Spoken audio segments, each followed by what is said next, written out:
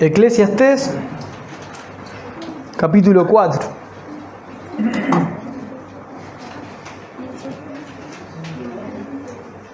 Y bueno, para ponernos un poquito ahí en contexto, o entender un poquito que vamos a estar leyendo hoy, el libro de Eclesiastés, adjudicado al rey Salomón, narra desde la mirada de este predicador la realidad de la vida, al menos desde los ojos de él. Y lo interesante es que Dios permite, inspirado por el Espíritu Santo, ¿no?, que Él deje todo esto escrito, obviamente para nuestra enseñanza, nuestro provecho. Si quieren, quizás puedo leerles un poquito desde el verso 1, del capítulo 1, verso 1, para tener un contexto pequeño, y después hago un par de salteos ahí, vamos al capítulo 4, para que vean por qué se lo adjudicamos a Salomón, porque si bien pueden ser palabras de él narradas y alguien que lo haya escrito, bueno, en el capítulo 1, verso 1 dice: palabras del predicador, hijo de David, rey en Jerusalén. Inferimos, por lo tanto, que es Salomón. Vanidad de vanidades, dijo el predicador, vanidad de vanidades, todo es vanidad. Y vamos ahora hasta el verso 12, que quiero leerles un poquito lo que hizo Salomón en esto. Dice ahí el 1:12: yo, el predicador, fui rey sobre Israel en Jerusalén, y di mi corazón a inquirir y a buscar con sabiduría sobre todo lo que se hace debajo del cielo. Este penoso trabajo dio Dios a los hijos de los hombres para que se ocupen en él. Miré todas las obras que se hacen debajo del sol, y aquí todo ello es vanidad y aflicción de espíritu. Una mirada bastante optimista de la vida tenía el rey Salomón, muy uruguayo, ¿no? Bueno, ahora nos vamos a hacer el capítulo 4, que es donde quiero compartirles hoy, donde creo vamos a tener el mensaje para este día. Y en el capítulo 4 dice así, el verso 1: me volví y vi todas las violencias que se hacen debajo del sol, y aquí las lágrimas de los oprimidos sin tener quien los consuele, y la fuerza estaba en la mano de sus opresores, y para ellos no había consolador. Y alabé yo a los finados, los que ya murieron, más que a los vivientes, los que viven todavía. Y tuve por más feliz que unos y otros a los que no han sido aún, que no han visto las malas obras que debajo del sol se hacen. Hasta ahí en principio no dice poca cosa el predicador. Cuando estaba leyendo el capítulo 4 y encontré, vamos a decir, el corazón de la prédica para el día de hoy, era inevitable no compartirles desde el comienzo del capítulo, por lo menos, e incluso podríamos leerlo desde antes, porque en el 3 algunos tienen título, según su versión, dice injusticias de la vida. Y eso es donde se centra este libro, hablando de esas injusticias de la vida, por lo menos hasta el capítulo 4 en sí mismo. Y comienza a hablar ni nada más ni nada menos de lo que estaba viendo en ese momento. Y eso es algo que quiero que lo podamos entender, porque a veces lo leemos en tiempo real como que está hablando, ¿no?, para la sociedad de hoy o en el día de hoy. Y la realidad es que cuando Salomón dice que va a inquirir sabiduría y va a empezar a mirar lo que pasa debajo del cielo, está hablando en tiempo real. O sea, está hablando de su reinado, del pueblo que está allí, de lo que estaba sucediendo, de lo que estaba aconteciendo. Entonces, vamos a ver qué tipo de nación había, qué tipo de pueblo había, en el cual Salomón miraba y daba por sentado la realidad que les tocaba vivir. Dice: me volví y vi todas las violencias que se hacen debajo del sol, y aquí las lágrimas de los oprimidos sin tener quien los consuele, y la fuerza estaba en la mano de sus opresores, y para ellos no había consolador. O sea, el verso 1 te está diciendo que él, en el tiempo real, mientras reflexionaba en la realidad social en la que estaba viendo, lo que estaba viendo eran personas violentadas, personas oprimidas. Y vos decís: es igual que lo que hoy, que lo que pasa hoy en gran parte del mundo. Sí, es verdad, no es mentira. Pero ¿para qué es importante entender que Él lo está mirando con los ojos en tiempo real de su realidad? Porque hay muchas cosas que las podemos inferir o dar por sentado que está diciendo y no dice.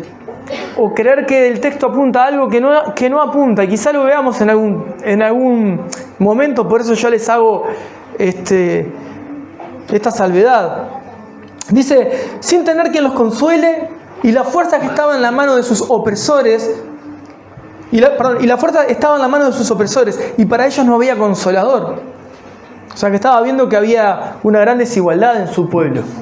Opresores, violencia, personas sin consuelo. Y sigue. Miren la conclusión que saca un hombre con sabiduría humana, un hombre con inteligencia, un hombre con experiencia, un hombre con poder de la sociedad en la que le tocaba vivir.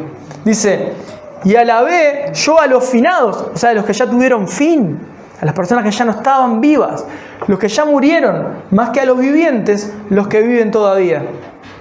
Y tuve por más feliz que unos y otros al que no ha sido aún, o sea, al que no ha nacido, que no ha visto las malas obras que debajo del sol se hacen. Esa es la conclusión del rey David para esa sociedad en el tiempo en el que estaba viviendo.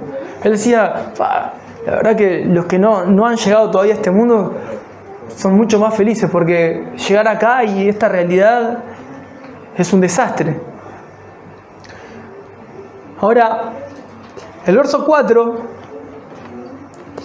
sigue expresándose ya no desde lo social general, sino ya empieza a entrar a la persona en sí mismo, porque la mirada del predicador en principio era, vamos a decir así, suponete que salga desde el palacio mirando desde lejos y viendo la sociedad cómo funcionaba, y miraba esta realidad, ¿no? Unos contra otros, personas oprimidas, violencia.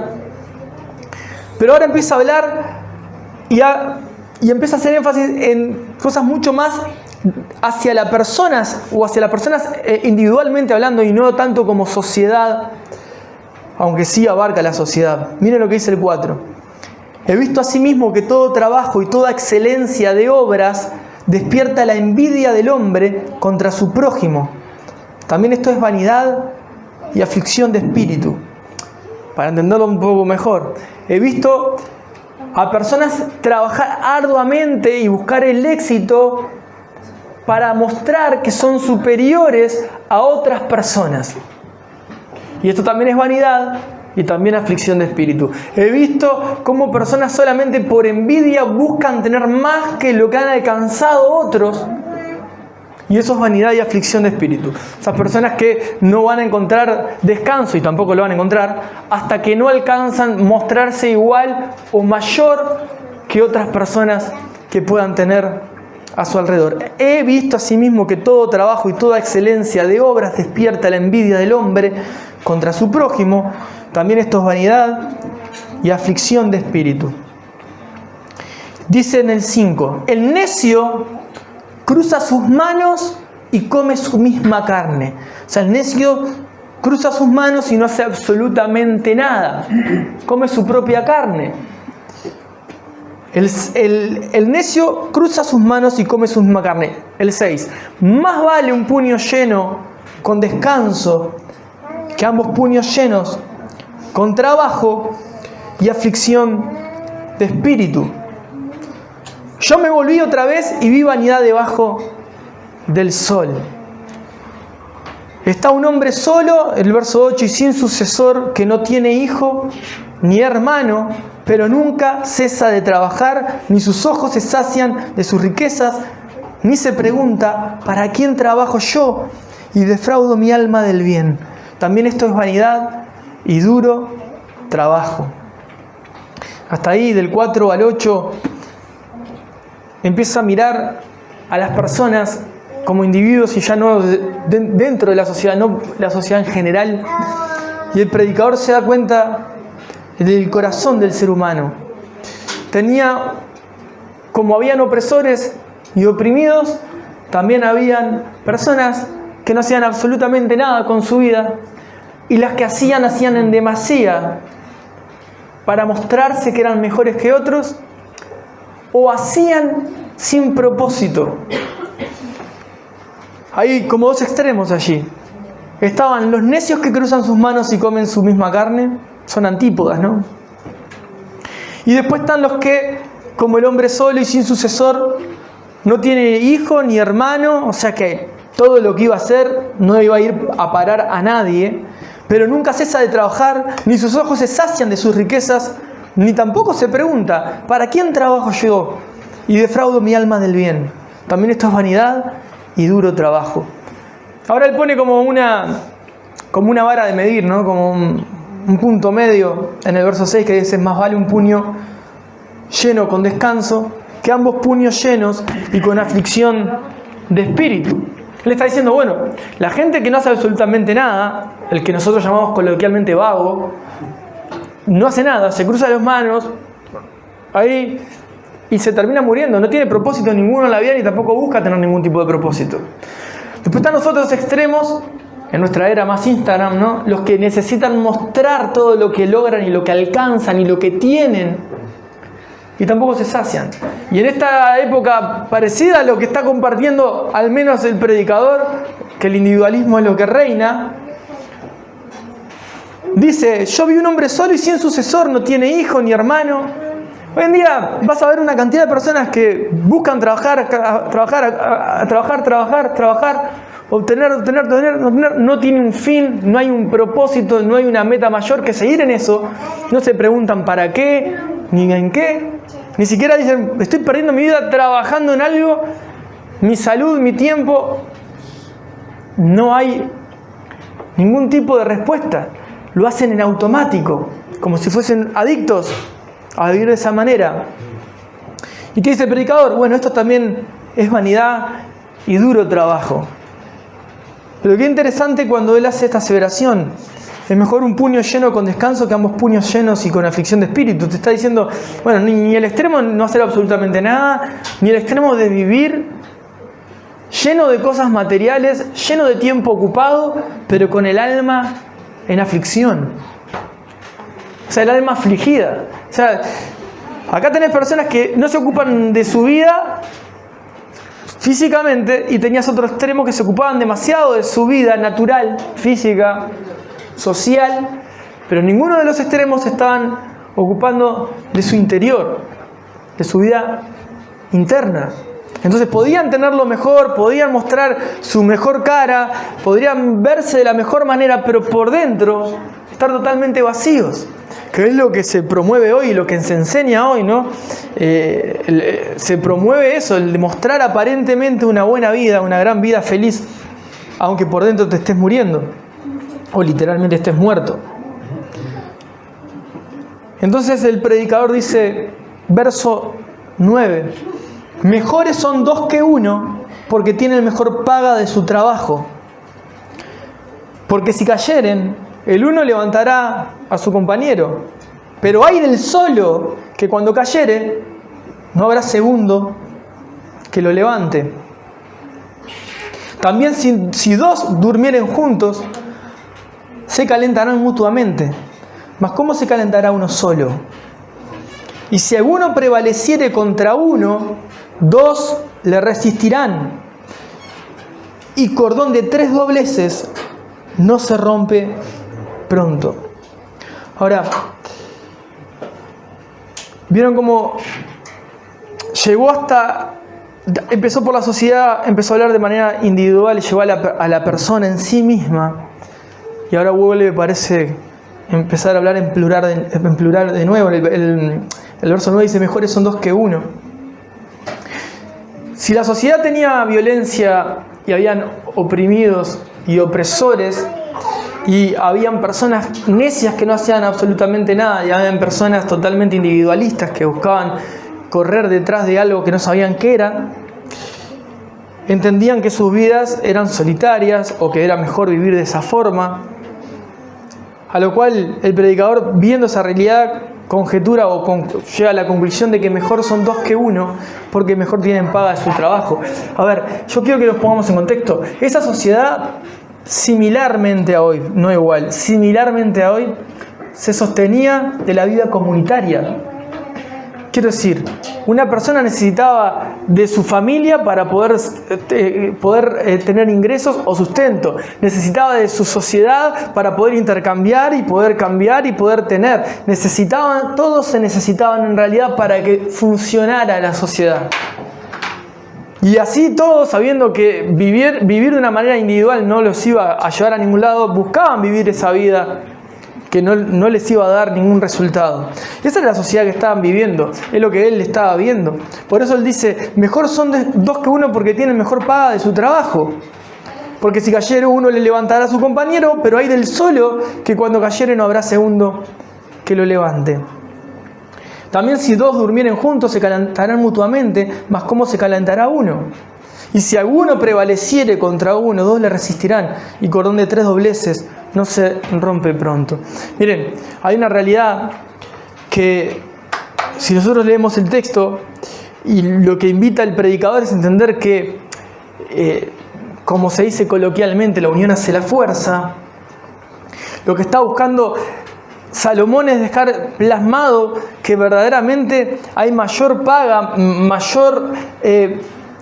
mayor protección, mayor bienestar, mayor salud para aquel que vive en comunión que el que vive solo. Para el que vive en comunión le es más fácil salir de situaciones, para el que vive en comunión le es más fácil tener una mejor calidad de vida, una mejor salud. Todo lo que está hablando es en este tiempo que Salomón está describiendo eso.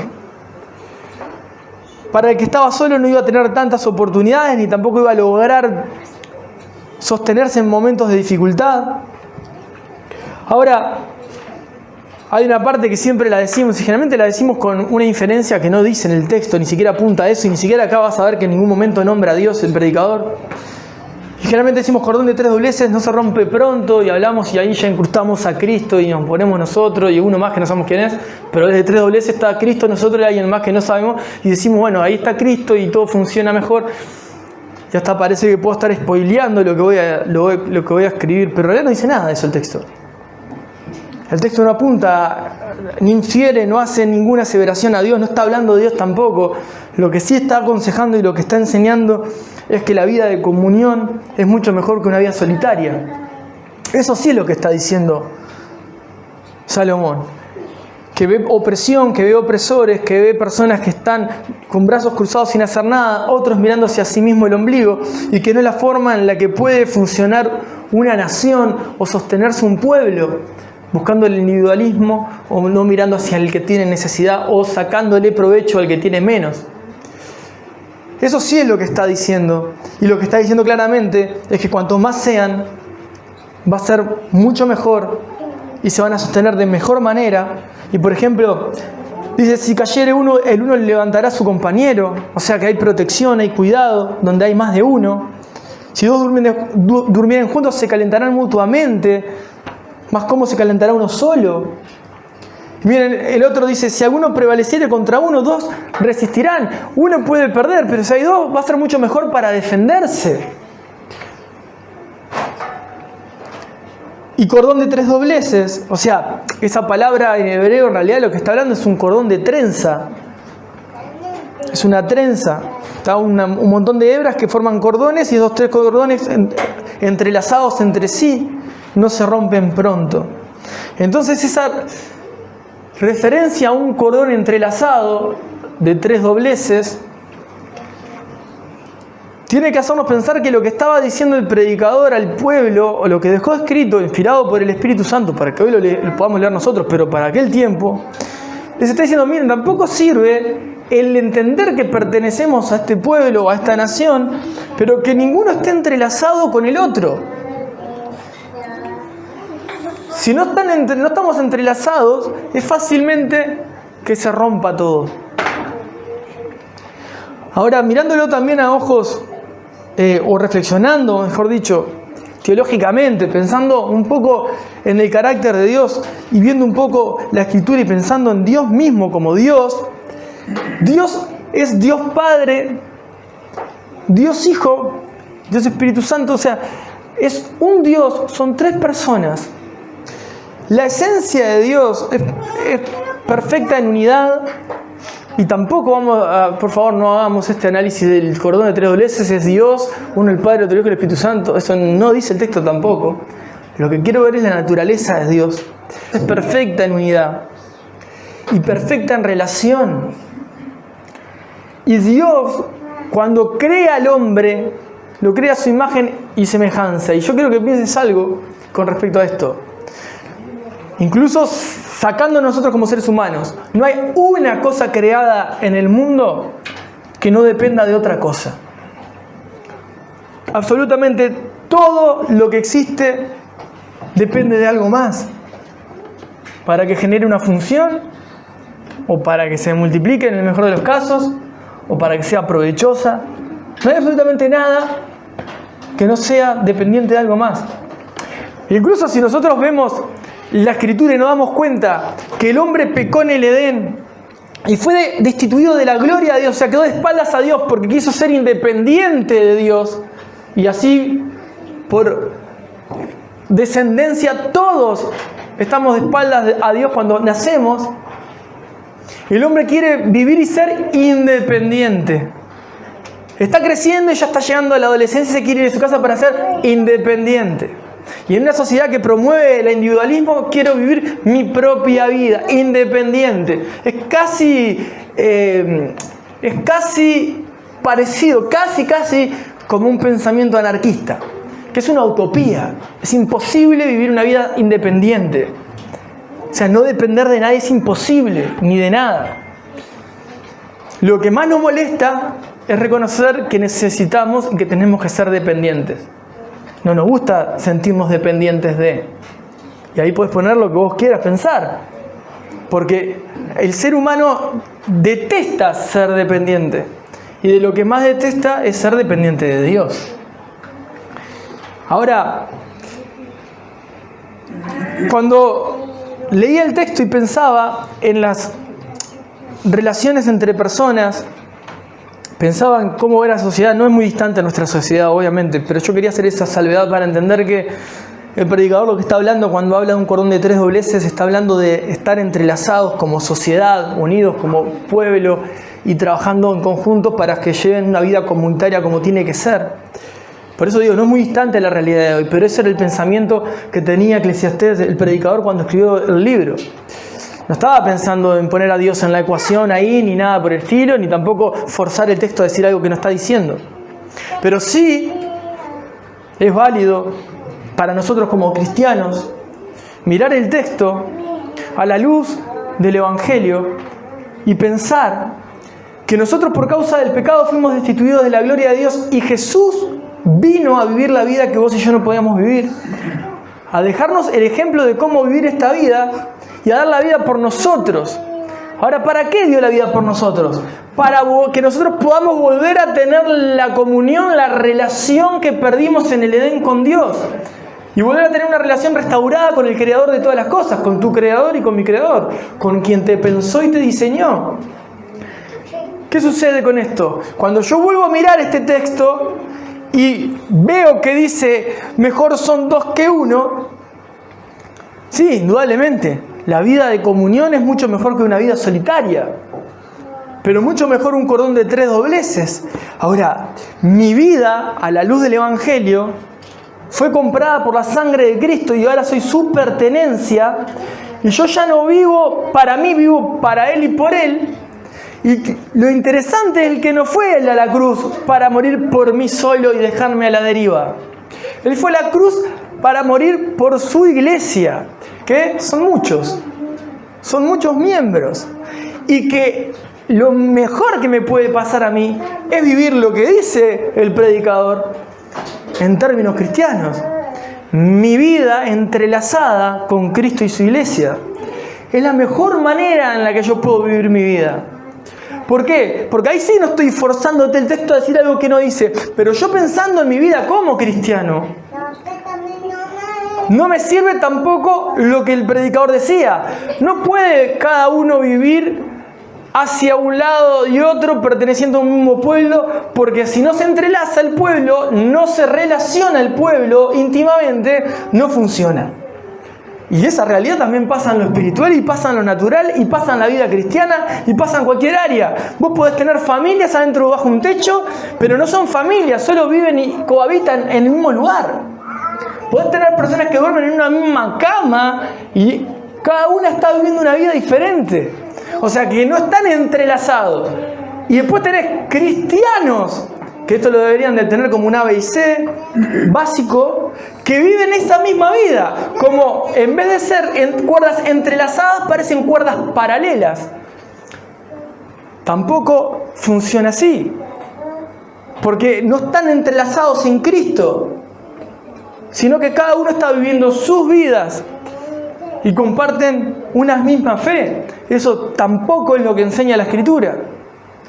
La mejor manera para resistir el día malo, estar entrelazados, obviamente, con Cristo en todos los aspectos de nuestra vida. Que Cristo aparezca en todos los aspectos de nuestra vida. Y formar parte del cuerpo de Cristo, formamos parte de la iglesia y estamos entrelazados con su iglesia, porque el fin de Él era mantenernos unidos. Como Jesús oró al Padre, ¿no? Padre, pidió por ellos, para que ellos, como nosotros somos uno, ellos sean uno para que el mundo crea. Perfectos en unidad. En una unidad perfecta. ¿Cuál es la intención de Jesús con dar su vida por nosotros? Dio su vida por nosotros ¿para qué? Para salvarnos. ¿Para qué? Para que cada uno salga a vivir su vida. No, para que vivamos la vida de Él. Y para que podamos entender que Él nos vuelve al diseño original. Nos vuelve a dar la imagen de Cristo. Cristo nos da la imagen, su imagen. El Padre ve a Cristo en nosotros. Porque su sangre derramada nos limpió de todos pecados.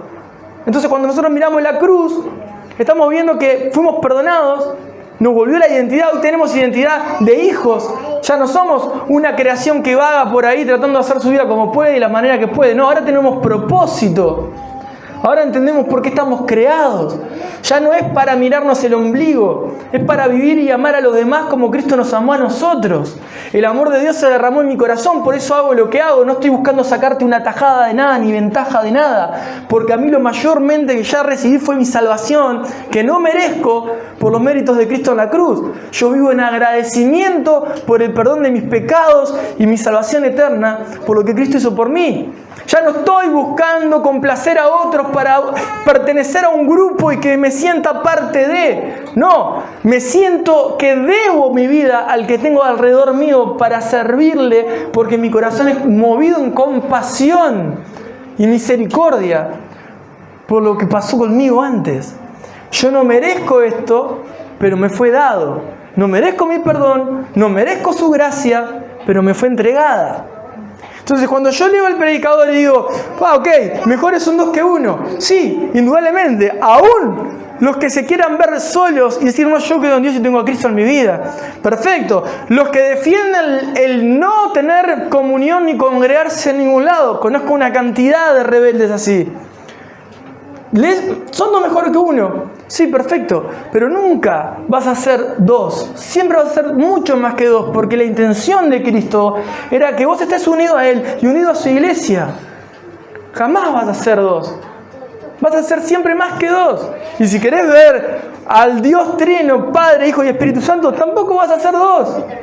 No, yo vivo mi vida con Dios y lo vivo a mi manera. No vas a vivir a tu manera. Si querés vivir con Dios, vas a vivir a la manera de Él. Y lo más maravilloso es encontrarnos en esa limitación de decir, yo llego a Dios porque Él vino a salirme al encuentro y me hizo ver que mi realidad que yo concebía como esta es la verdad de mi vida, esto es lo que yo creo, lo que entiendo de la vida, viene y hace así, ¡frum!, me desarma todo y me dice, no, la vida no es lo que vos estás viendo y lo que vos estás entendiendo. Esta es la vida, Jesús es la vida. Y te enseña a vivir y a caminar como no caminaste hasta ahora. Entonces, cuando yo leía Eclesiastés, cuando pensaba en el cordón de 3 dobleces, no es el cordón de 3 dobleces, es un matrimonio más Cristo. El cordón de 3 dobleces hace referencia a un pueblo unido. Se terminó ahí, una sociedad unida que busca trabajar entrelazada unos con otros para sacar el mejor de los provechos y la mejor de las cosas. Y es el mejor resultado cuando se trabaja en unidad. Cuando cada uno encuentra que tiene talentos, diferentes dones y diferentes carencias y se necesitan complementar para funcionar. Por eso sí, vamos a tratar de sostenernos en el tiempo. Nosotros nacimos de espaldas a Dios, ¿por qué? Por el pecado. Pero la creación fue desarrollándose de Adán y Eva hasta hoy.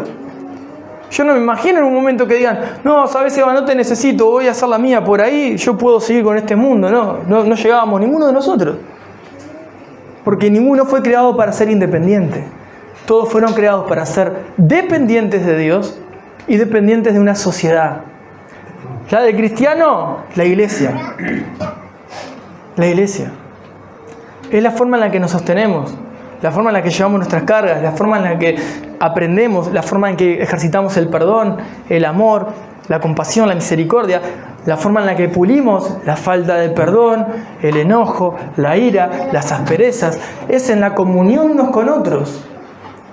Pero si nosotros no nos acercamos a Dios comprendiendo nuestra naturaleza pecaminosa y la naturaleza que Cristo nos ha dado, podemos caer en estos extremos que decía el predicador anteriormente.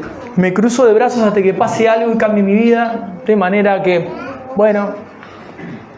o empiezo a mirarme a mí mismo, como que si la vida se tratara solo de mí, que el mundo explote. Y es una mentira enorme, porque lo que estás adentro es totalmente vacío.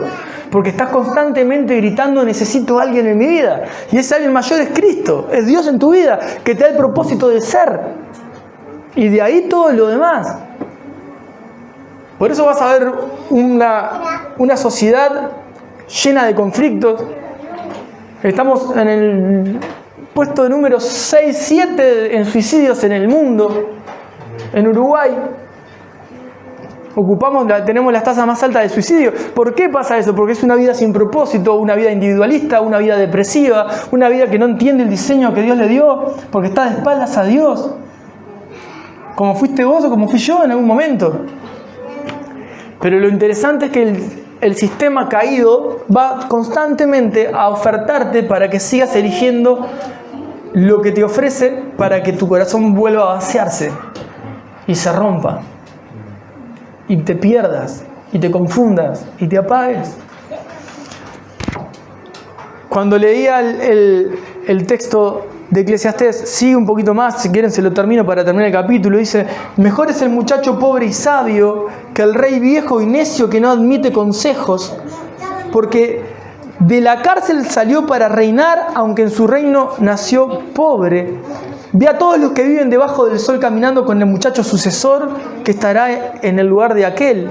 No tenía fin la muchedumbre del pueblo que le seguía. Sin embargo, los que vengan después tampoco estarán contentos con él. Y esto también es vanidad y aflicción de espíritu. ¿Qué está hablando? Bueno, una sociedad que tiene puesta la mirada en los hombres, como que si el hombre pueda salvar a alguien, como pasa generalmente, lamentablemente, con el fanatismo en cuanto a la política, el fanatismo en cuanto a artistas, el fanatismo en lo que quieras colocar de esa forma, pensando que eso va a cambiar tu vida, va a cambiar tu sociedad, va a cambiar tu realidad, y en realidad no. Hoy pueden amarlo y mañana lo van a odiar, y hoy todo el mundo lo tiene presente, mañana se lo van a olvidar. Y así es el corazón del hombre. Se sacia, se da la vuelta y gracias. Que no dice, ¿no? Pero quiero decir, se sacia y se va. Ese es el corazón del hombre sin Dios. Busca lo suyo propio. Y nosotros estamos llamados indudablemente a todo lo contrario. A mirar con los ojos de Cristo. Una mirada compasiva que puede mirar a las personas y entender que no estoy primeramente creado para olvidarme de los que tengo alrededor. Una mirada que entiende que tiene que mirar al que tiene al lado con ojos de compasión y de misericordia, y que tiene que buscar mostrar a Cristo en todas las áreas de su vida para marcar el camino que muchas veces el que tengo al lado no encuentra.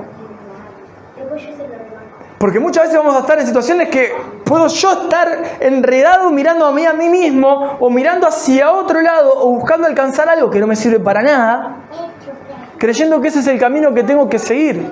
Y cuando quiero ver, estoy totalmente sin dirección.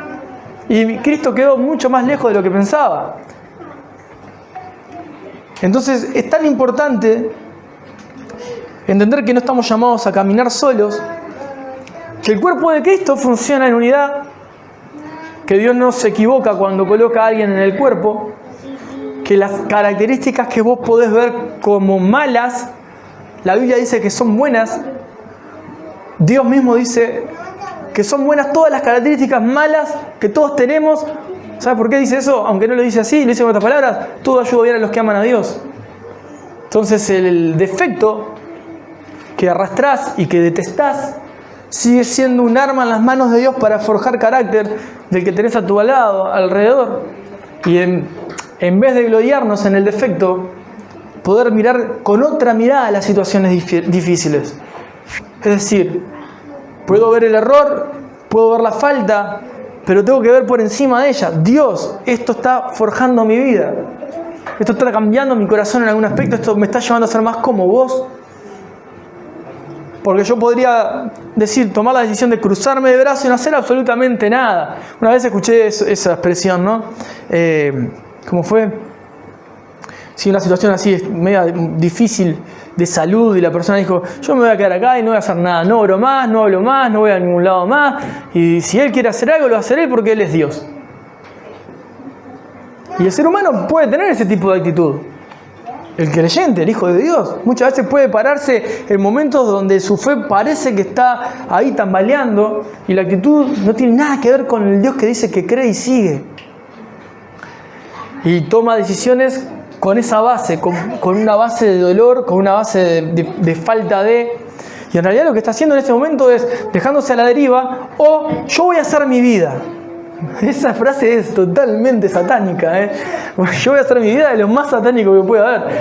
Porque no tiene nada que ver con Cristo. Estoy juntamente crucificado y ya no vivo yo, más Cristo vive en mí.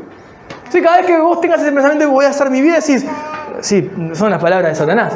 No voy a hacer mi vida, quiero hacer la vida de Cristo. Que la vida de Cristo sea vista en mí, vivir la vida que Cristo tiene para mí.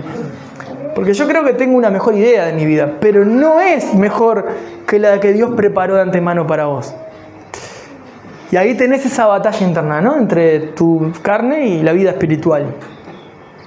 Pero hermanos, viendo cómo comenzó el año y reflexionando mucho sobre esto, recordaba cuando les compartí sobre yugo desigual, después pensaba cómo de ahí el Señor me ministraba para compartirles sobre Mefiboset. Después de ahí saltamos a hablar de Gesed. Y en cada una de las prédicas, e incluso en esta, me sigue hablando de Dios, de comunión, de unidad, de compasión. Y qué interesante, yo ese Señor necesito ejercitar la compasión, y para ejercitar la compasión vas a tener que tener situaciones en las que vos tengas que conjeturar que el resultado mejor es no mostrar compasión. Porque justamente la compasión es poder mirar al otro y ver su dolor, ver su necesidad por encima de su falta. Entonces, para moverme a compasión tengo que ver personas que están en falta. Y yo miro la falta y la falta me va a hacer juzgar. Pero yo por encima de la falta, Dios me llama a mostrar compasión. Entonces yo tengo que ver con ojo de compasión al que puede faltar. A la verdad de Dios, ¿no? Al que peca. Como un perdón a los padres porque no saben lo que hacen, también lo vas a recibir vos de parte de muchos. Perdonalo, Dios no sabe lo que hace, o no sabe lo que dice, no sabe lo que piensa. O sea, la gracia también es para vos y también es para mí. Las misericordias de Dios son para vos y son para mí. No justifican el pecado de ninguno, quiero decir, en el sentido ¿no? Si yo no me arrepiento y confío en Cristo, no hay justificación alguna. Es entendible, pero el error está ahí. Pero tengo que entender que soy llamado a comunión. Y para tener comunión y convivir y crecer y para funcionar y hacer la voluntad de Dios, mi vida tiene que estar entrelazada con Cristo y la iglesia. Imposible vivir una vida que no esté entrelazada con Cristo. Por eso a mí me llama muchísimo la atención cuando me encuentro con hermanos, sean de otros lugares, no me importa, y que me digan, estoy hace 25 años en la iglesia, y qué bueno, ¿y qué haces? Nada, me compré un palco, tengo el asiento, ese es el mío, y de ahí no me muevo, no hago más nada, voy, escúcheme, voy, escúcheme, voy. O sea, no hay un despertar en el corazón por ayudar al que tengo al lado, entrometerme santamente. Porque no somos humildes en decir, yo no quiero molestar. No sos humilde por decir, yo soy respetuoso. Eso no es humildad. Eso es ser cobarde. Eso es falta de amor. Cuando vos ves a alguien en peligro, vas a decir, no, yo lo respeto. Si quiere caer, que se caiga, cada uno con su vida. No, imposible. Si vos estás viendo un error, aún si lo estás viendo con un lente equivocado, vas a actuar con base al amor. Y es mejor equivocarte amando que equivocarte en no hacer nada. Y no estoy poniendo que es mejor una cosa que otra, porque quiero decir, sí, vos tuviste una intención de amar. Y eso está bien. No puedes ser indiferente frente a las necesidades de los demás. Si tenés para cubrirlas, las cubrís. Y se terminó ahí. Y si pasa eso es porque estás aprendiendo del que vino a cubrir tus faltas en multitud de amor. Porque derramó el amor de Dios en nuestro corazón, es Cristo. Y Él, por encima de todo, por encima de tu pecado, Él vino y derramó su sangre para limpiarte y darte una nueva oportunidad.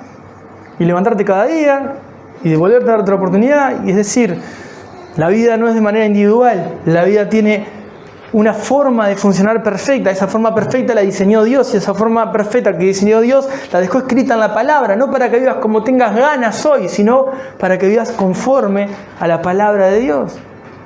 Y ahí sí, claro, cuando nosotros empezamos a entender que la vida no es un individualismo o una depresión constante o un cruzado de brazos o un enojo o una angustia apretada en el pecho, una ira en la garganta, te das cuenta que tenés que empezar a vivir de manera que tenés que exponerte.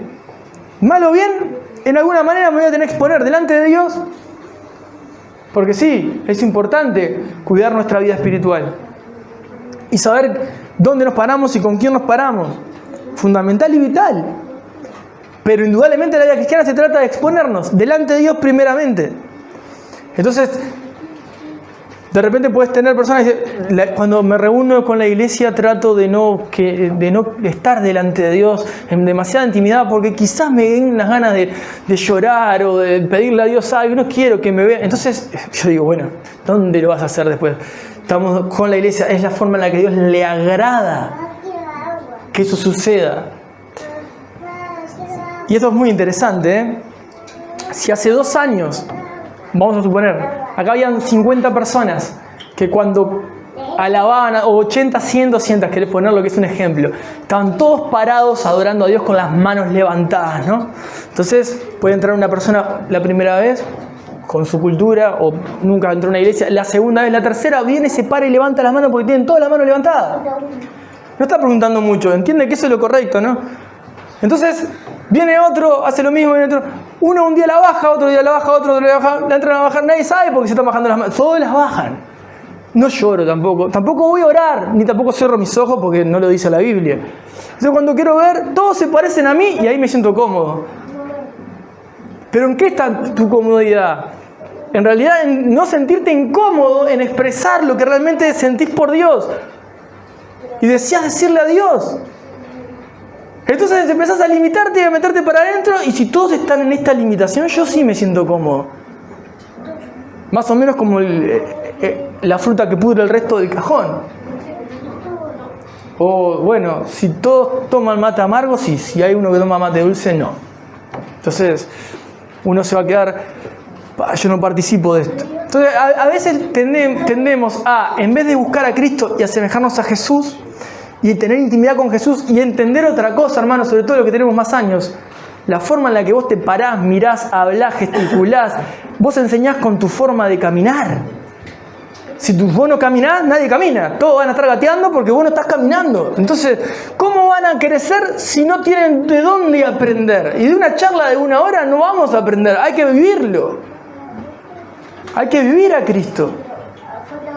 Entonces, si vos venís y tenés una relación con Dios cercana, esa relación cercana se va a ver y va a ser para otros de inspiración y de aprendizaje.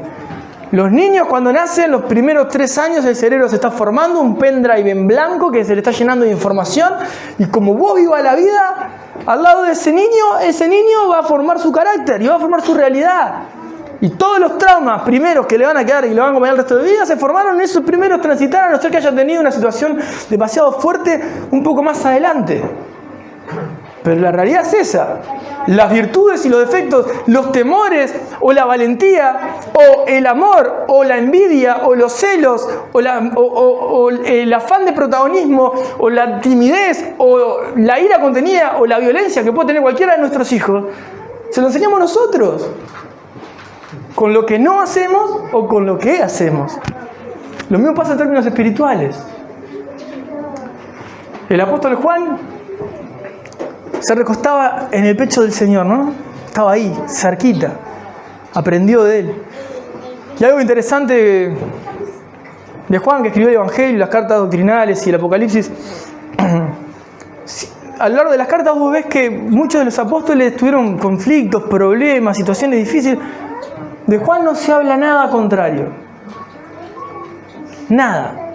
Todo es como decís, qué vida la que vivió. Sí, indudablemente estaba en ese círculo íntimo con Jesús, ¿no?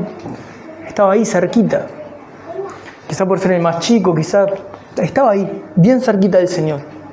Y si nosotros logramos tener esa intimidad estrecha con Jesús, no necesariamente vamos a tener que pasar situaciones difíciles y equivocarnos en ellas, o situaciones difíciles y hacer cosas mal. No, vamos a pasar situaciones difíciles, pero la vamos a caminar con entereza, con firmeza en la roca que es Cristo. No es situación difícil, pego el portazo, me voy, situación difícil, me voy de mi casa, situación difícil, dejo un trabajo, situación difícil, desaparezco. O sea, pasa, lamentablemente, pero eso porque no se está viviendo en Cristo. Porque no se vive una vida cristiana. El que vive una vida cristiana vive conforme a Cristo porque quiere agradar a Cristo por encima de cualquier situación y cualquier persona.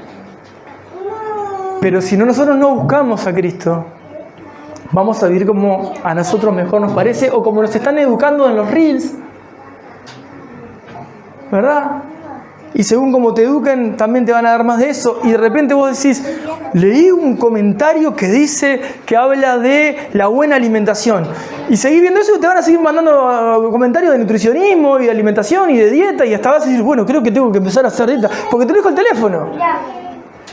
Porque te tuviste 10 segundos más en eso, el algoritmo dijo, bueno, le interesa, se lo voy a seguir mandando. Entonces vos ya empezás a tener sugestión a esa situación y decís, bueno, me voy a cuidar. Eso es algo bueno. Pero después está lo otro. Me detengo en algo que me identifica en mi pecado y debilidad y después me lo empieza a servir todo el tiempo. Y yo entro a condimentar esa situación. Y claro, y sí, fíjate, y lo dice. Me salió acá, acá lo dice. Acá me lo habló, acá está. Y capaz no tiene nada que ver con lo que Cristo está esperando que vos seas. Entonces tu Salvador, o tu Señor, o tu Espíritu Santo es tu teléfono. Sí, porque las estadísticas dicen, porque el no sé dónde dice qué. ¿Y vos qué vivís? ¿Qué es lo que vos pensás? ¿Cómo formaste tu pensamiento? Si lo querés formar a la luz de la palabra, tenés que conocer a Dios de la palabra. Si no tenés intimidad con Dios, es imposible que en el día malo te mantengas firme. Va a venir la tempestad y te va a hacer pedazos. Y ahí vas a demostrar de lo que estás hecho. El carácter íntegro que Dios espera en la palabra, incluso para todos los que servimos en lugares de privilegio, vamos a llamarle, es: te van a venir a pegar, te van a venir a sacudir, van a venir las tormentas, van a venir las aflicciones, pero cuando pase todo vas a quedar como el árbol plantado junto a las aguas, que aunque venga la sequía, su hoja va a estar verde. ¿Qué te está diciendo? No te mueve la desilusión, el puñal, el maltrato, el que no respondan como vos esperás, porque vos no servís primeramente a las personas, servís a Jesús y vivís para Jesús, porque sabés quién te compró y quién te salvó. Y ahí se sostiene toda tu vida. Así de extremo y así de radical es ser cristiano, al punto que nuestros antecesores murieron y dieron la vida por vivir de esta forma. Algunos los aserraron, otros les arrancaron las cabezas, otros los prendieron en fuego, otros los quemaron en aceite, porque querían vivir de verdad, querían amar verdaderamente, querían vivir una vida como la de Cristo. Entonces, hermanos, cuando miren sus conflictos y miren sus realidades, piensen si no están tratando de vivir en el individualismo, o bajaron los brazos o los cruzaron, y recuerden que somos mucho más que dos. Somos con Cristo y la iglesia. No estás solo, no estás sola. No podés decir que estoy solo, me siento sola. El sentimiento es totalmente subjetivo. Podés sentirte solo y tener 20 personas alrededor.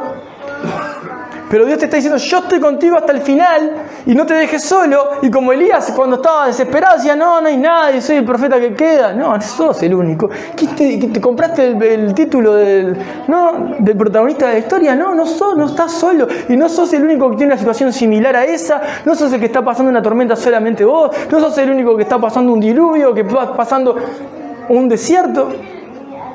Somos mucho más parecidos de lo que pensamos. Por eso también luchamos muchísimo con entrelazarnos en Cristo. Humanamente nos cuesta, pero Dios nos llamó a eso. Nos guste un poquito más, porque quizás maduramos un poco más, o nos moleste mucho y no estemos de acuerdo, porque aún el corazón tiene que ser cincelado. No hay una vida individual en Cristo. Jamás va a haber una vida individual en Cristo, porque somos parte de un cuerpo. Y el cuerpo no se remite a un lugar local, no sería una secta, sino a todos los que son comprados con la sangre de Cristo y han nacido de nuevo. Así que, hermanos, si quieren mejorar como personas, tienen que saber que Dios no nos llamó a mirarse el ombligo, ni a cruzar los brazos, ni a patear el tablero, ni salir corriendo. No es una vida para vivirla solo. Jamás vas a estar solo. Es más, cuando estás en esa situación, lo que querés es estar acompañado, pero bajo tus términos. Y Dios te dice, no, vas a estar acompañado, pero bajo mis términos. Y ahí empieza la negociación. O te arrepentís y confías en Él y sabes que el plan de Él es mejor que el tuyo, o te va a ir mal.